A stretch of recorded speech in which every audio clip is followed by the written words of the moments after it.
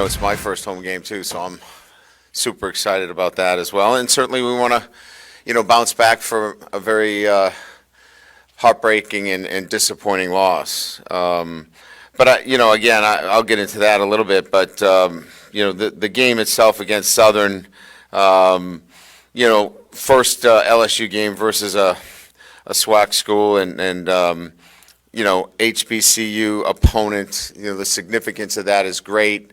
Playing an HBCU school, I think, is a great thing for this university and certainly for Baton Rouge, historic in nature, to have two schools from the same city uniting and celebrating this community, the accomplishments, the programs. Certainly, the Human Jukebox is on display at halftime. I mean, one of the most iconic bands in all of college football. We get a chance to, obviously see them and excited about that. But again, I think it's just exciting to bring in Southern and Coach Dooley, obviously in his first year. They played last week against an overmatched opponent in Florida Memorial, and they did what they should have. They dominated their opponent, and certainly looked good in doing it. McCray, the quarterback, is very elusive. They've got some talented wide receivers defensively. They took the ball away, and again, dominated their opponent in the way they should in that kind of ball game. So really excited about playing this game, this home game. Our guys are excited, obviously, to get an opportunity to bounce back after a disappointing loss. And it's a short week. Yeah, yesterday was a busy day for us. Coming off a difficult loss, you can imagine there's a lot of emotion, but we had to get right back to work. We were in film study, as well as scouting report, weight training, medical. All of those things had to be accomplished, all at once. So we got all that accomplished, and now we're excited about the weekend. So with that, we'll open it up to this late arriving media crowd that must have enjoyed the weekend. That's usually $10 that we put in the kitty. We'll have a big bash at the end of the year at my place. I don't think it has anything to do with winning. I think it has to do with being on time. All right, here we go. Brian, right here in the middle. After looking at the tape, what's the easiest, quickest thing that you can correct when given a number of issues, whether it be protection, whether it be defensive alignment, assignment, those kinds of things? Yeah, I think most of them are easily gleaned just by watching the game. We didn't get off the field on third down, so a lot of that is just eye discipline, tackling, things that I talked about after the game. Better communication from a large degree. I think from an offensive standpoint, earlier recognition in what we had and defining that. So, look, this isn't coach speak. We have to do a better job coaching our players, and they have to do a better job of execution. So what is execution? Execution is really playing with great confidence and trusting your teaching. And sometimes in the moment, you lose that trust and you go back to some things that you had done before. And that sometimes is not the best way to do it. So to get better execution, we've got to coach our guys better, and then they have to trust that and play with a great deal of confidence. If we do that, we're going to clean up a lot of those things, and we will. Hey, Coach, did you and your staff take a look at last year's defensive numbers in terms of the interceptions and the fumble recoveries and say, hey, we got to improve this? And you got the turnover the other night, the huge turnover, but do you think the interceptions, the sack fumbles, those kind of things are coming for this defense? Yeah, I mean, it's week one.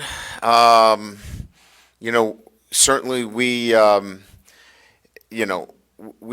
to be able to take the football away. We want to be able to tackle better. There's so many things that I could stand here in front of you that in week one we want to do better. I mean, I could touch upon every single aspect of the game. but I think we have to be careful not to, say that this defines anything about this football team other than what they displayed. And they displayed grit, and they displayed character. They love playing for LSU, and they're going to battle their tails off. Was it pretty football all the time? No, it was not. But they're accountable. Our coaches are accountable. I'm accountable for that. And we'll go to work this week in making sure that we coach them better and that they work on execution.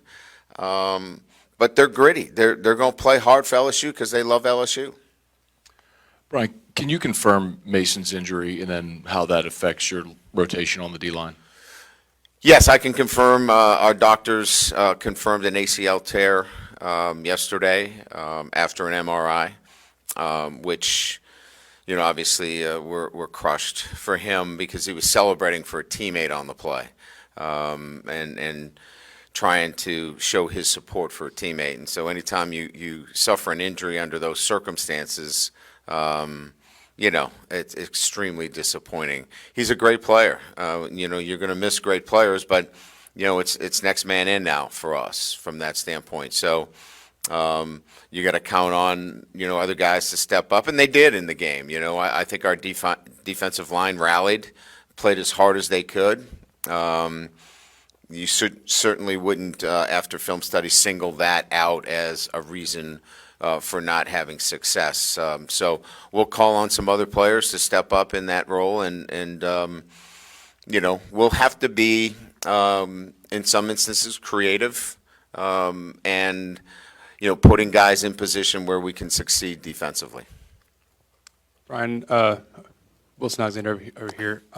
You mentioned earlier recognition on offense. Is that kind of maybe using that tempo earlier in the game that ended up having that success later, or is there something else offensively that you recognized as y'all going over the game that you need to maybe change or do differently? Yeah, they were in a lot of pressure fronts. They went to a lot of bear. They covered us up front, so they had individual singular matchups on each one of our 5 guys up front, which put them in a lot of man coverage. We needed to be in some different protections. It took us a while to recognize some of those things. So we got to do a better job coaching that because, Jaden's very sharp. He understands the offense. So that's something that we'll have to do a better job coaching and making sure that he recognizes that, is able to get us in the right protection, get the ball out quicker, which he did when he saw that later in the game, which prompted them on the long drive to drop 8 and be in a 3-man rush. And when he had time in a 3-man rush and nothing was open, it creates opportunities for him to run. So he can be very difficult to defend once he does a really good job, and we continue to coach him along in those recognitions of those particular fronts. Yeah, Brian, right here in the front. Have you, had to talk to Kayshawn the past day or two about getting, he seemed a little depressed or the body language wasn't great? Have you had to, kind of pick him up? Yeah, I think there were a number of those guys that were disappointed in their play, and they're so hard on themselves. They want to succeed at such a high level. So yeah, I had a conversation with Kayshawn, and his standard is so high, and obviously it was a difficult day for him. It wasn't his best, but he's going to have great games, and it's going to be in the totality of his work that he's going to be evaluated. He hadn't played in a while. He'd been out with an injury. Maybe there was a little rust there. He's the least guy that I'm concerned about on our offense. But he's not, he carries that with him every single day. So yes, he's learning how to deal with that. And he's a young man who hasn't been in this situation before, and he needs some guidance. And so we spent some time, and, we worked some things out that will help him handle the scrutiny. And quite frankly, the scrutiny was strong. And, his reaction was probably similar to what my reaction would be as a 60-year-old. He has handled it in a manner that he'll learn from and continue to grow from. Hey, Coach. Henry Hubert with the LSU Rev. With Mason Smith injured for the remaining of the season, Mekhi Wingo is expected to take on a large role at filling his shoes. While those are large shoes to fill, how effectively do you believe he'll do that? And what's his attitude been like since the game? Oh, Mekhi has been amazing. He's been a great leader. He won this week's SWAC team points again. He's a terrific leader.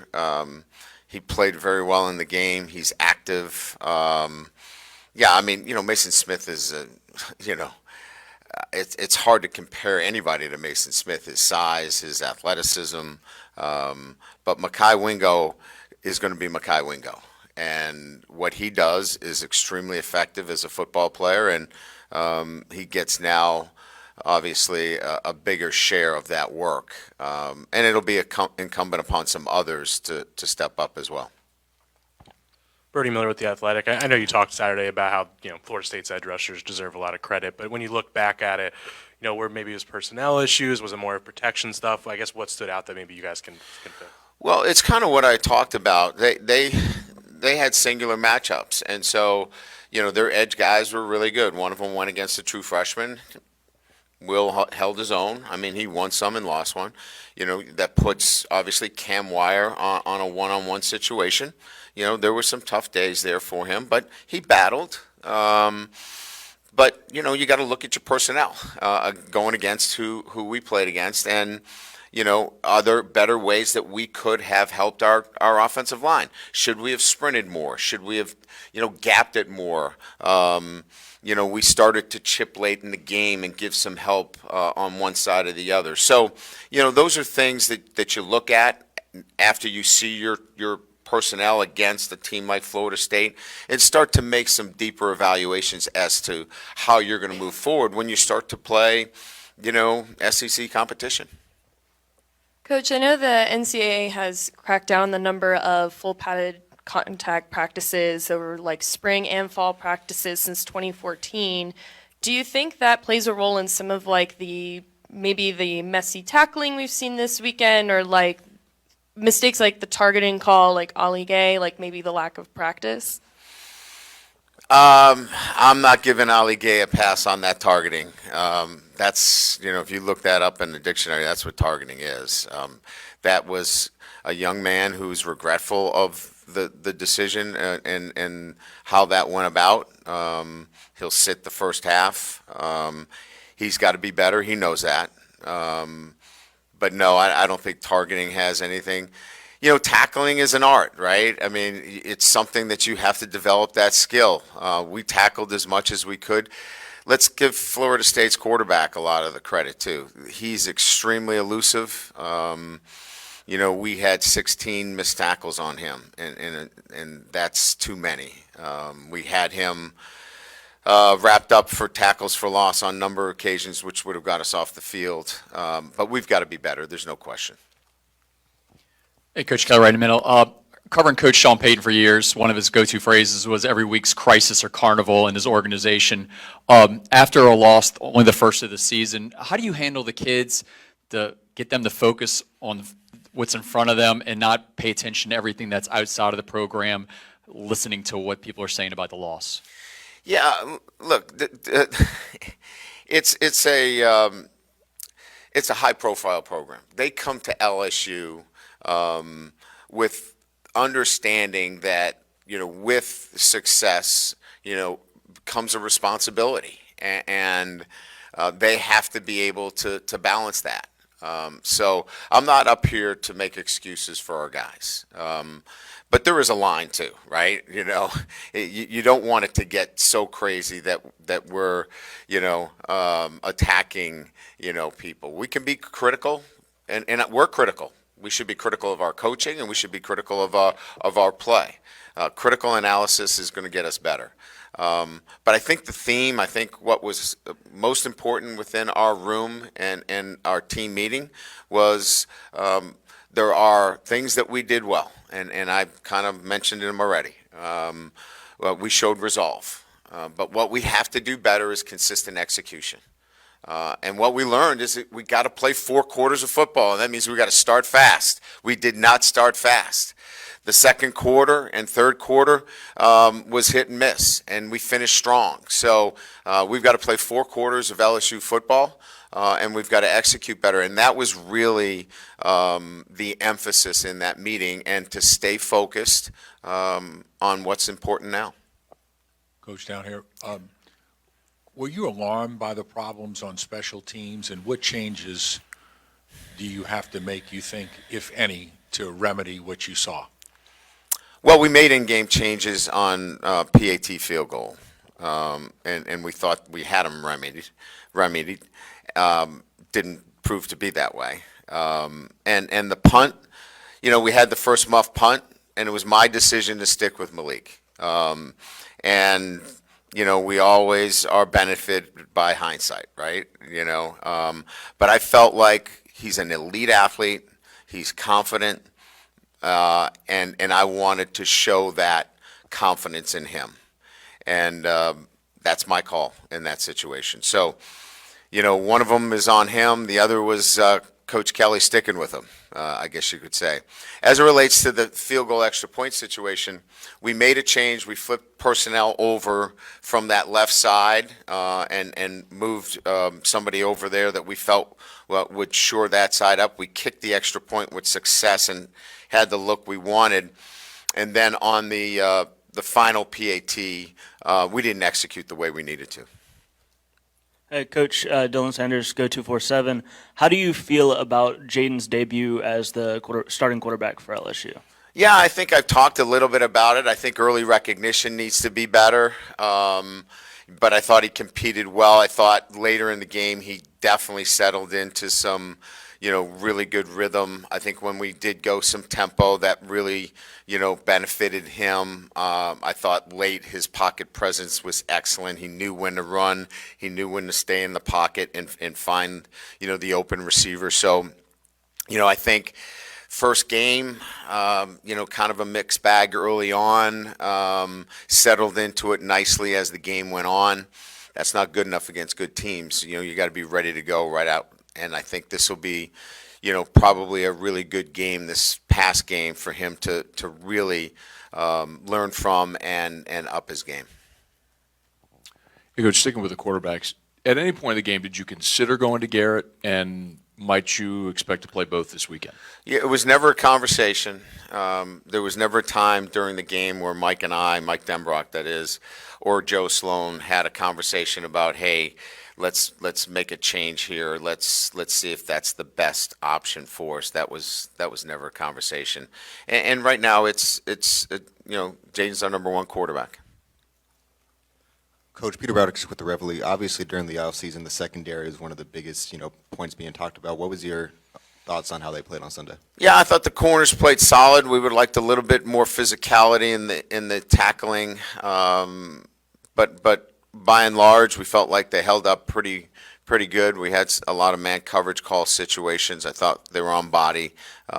Did a pretty good job. We lost our eyes, obviously, on the reverse touchdown pass. That's unacceptable. We've got to be more disciplined in that situation. But by and large, pretty good. We've got to communicate better at the safety position. Our guys know that. We've got to coach it better, too. I mean, we've got to be there consistently talking about how we can have a better, consistent operation with our safeties and knowing, what they're doing and how to do it. Coach here on the left. What are some keys to getting the run game going, moving forward beyond Jaden's legs? Run game is such a difficult topic to kind of say, when is the run game effective? To me, run game is effective as it relates to success ratio in short yardage, success ratio in terms of yards per carry. You want to be over 4 yards per carry, obviously, so you're keeping the chains in your favor. You want to be able to get those short yardage conversions, so anything 3rd and 1 to 3, we were pretty good. We were in goal line, we punched it in. Yeah, I mean, obviously the run game has to continue to grow, but in a first game situation, you're talking about the timing and the reads of running backs with the offensive linemen and tight end blocking and receivers. There's so many pieces, so it's hard to really give you, where are you with the running game? We've got to get all those pieces working together, and then I'll be able to give you a better assessment of where we are and where we're going. Right up the middle. I got two if I can. Running backs and tight ends look like they struggled in protection. How much better can you be there, or is it just a course of playing games?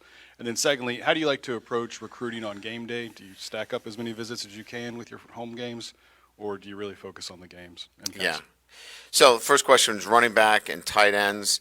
I think that's an area of need to improve in. Mason Taylor's playing a lot for us. He's a young player. His matchups were not favorable in most instances. He battled the best he could. We know where our limitations are. We're going to have to be better there, and we're going to have to be better at the running back position. And we got to be creative. It is what it is. As it relates to recruiting, we want to be very careful in this first year that we are not missing an action at practice as we are developing this football team. I do like to get out, but in year one, we want to make sure that there's continuity and that our players are going to need us as we recruit. So we're going to be very deliberate and balanced in terms of how we do that. Hey, Coach, speaking of Southern, when you were growing up or watching football, do you have any memories of HBCUs and all the talent they would send to the NFL, and do you feel like they're kind of maybe getting back to that a little bit in recent years? Yeah, for me, it's Eddie Robinson, and Grambling, and those games being played on NBC and remembering them. One of the biggest honors that I had was, getting an opportunity to speak at the Eddie Robinson Museum when it was opened up. It was a great honor, and just being immersed in the history of HBCU. So for me, it's as a head football coach and somebody that's been in the business as long as I have, I'm really excited about this game because it brings in the historical perspective and how important it is. Brian, over here. Okay. When it comes to the safety situation, Joe Fouché, what can you say about his situation? And this is mentioned that he's he'll be back this year. I know it. He'll be back. Hey, Coach, in regards to the game on Saturday, it's the first time two Baton Rouge universities have faced up against each other in history. How important do you think this game is for the players, and how important do you think this game is for the city of Baton Rouge itself? Yeah, as I mentioned, I think it's exciting for the city to have two teams playing together, celebrates the accomplishments of both universities. The city itself, a flagship university like LSU, and certainly a great institution, and a traditional HBCU university like Southern. Bringing them both together, I think, is a incredible thing for the city. This doesn't happen. I mean, how many teams get together from the same city? Maybe UCLA and USC. I can't think of many more that are in the same city that play each other. So it's a big deal. It's pretty cool. I'm excited, and I know our players are too. Hey, Coach. Hey, Coach. How would you sort of evaluate the performance of your linebacker? It seems like you guys were kind of vulnerable in the middle of the field during the game. Yeah. Look, I mean, when you don't get off the field on third down, it's not just the safeties, it's not just the corners, it's not just your pass rush. Everybody's responsible for that. We've got to play better at that position. In particular, we've got to tackle better. We've got to blitz better. We've got to be on body and coverage better. So is there room for major improvement there? Yes, there is. There's room for improvement in my coaching and our playing, and we've got to get better there as well. Coach, a couple of times you gave up a sack when you were 5 blocking 3 and 6 blocking 4. Is there anything you can do there, you think, as far as communication, maybe to help your especially your tackles, anything you can do there? Yeah, so a lot of that's O-line awareness and making sure that we're helping where help is needed. And when you get five guys that are battling and trying to do it the best they can, they have to know where their help's coming from. And that's consistency. That's where you get a group of guys that are playing together for a while, that they know where to help. And we call that O-line awareness. And certainly we lack a little bit of that right now. But we'll get there. We'll build that as the season goes on. Good? All right. Thank you. Head coach Brian Kelly with a press conference this week as the Tigers get ready to take on the Southern Jacks.